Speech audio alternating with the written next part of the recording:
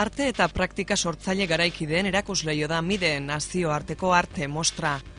2003an hasi eta gaur arte ikusgarritasun eta hausnarketarako plataforma honek arte, kultura urbano, performance, moda, argazkigintza, musika, sorkuntza eta bestelako praktikak izan ditu aztergai, jendartearekin elkar eraginean.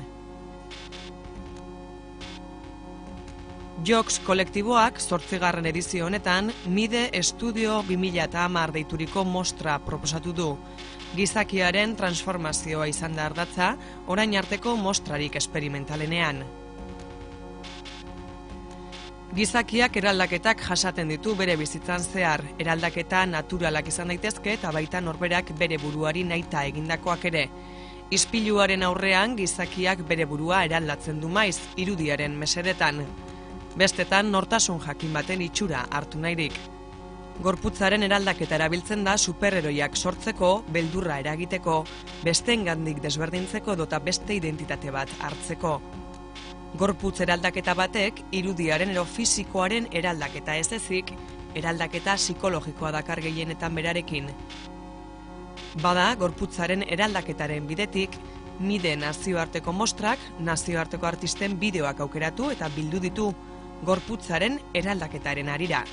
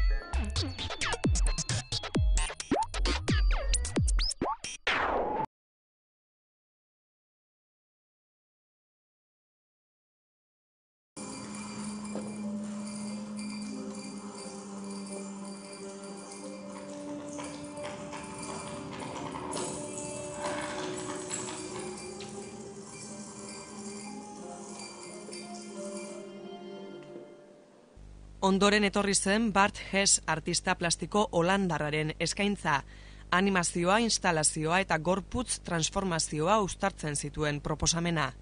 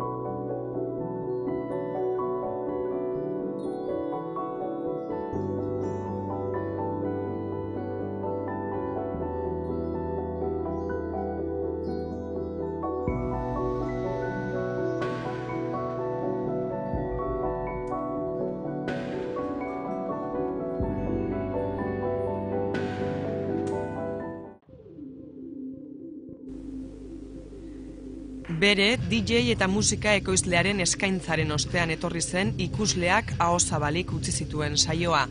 Noemi Biana dantzariak Gabi Schilik arkitekto alemanak sortutako proposamena ekarri zuen. Proiektu hau arkitektoak aurrera daraman ikerketa baten garapena da, antolaketa geometrikoa eta ehunaren materialtasuna aztergai dituena. Espazioaren eta espazio barneko jendarte harremanei buruzko irakurketak marrazten ditu.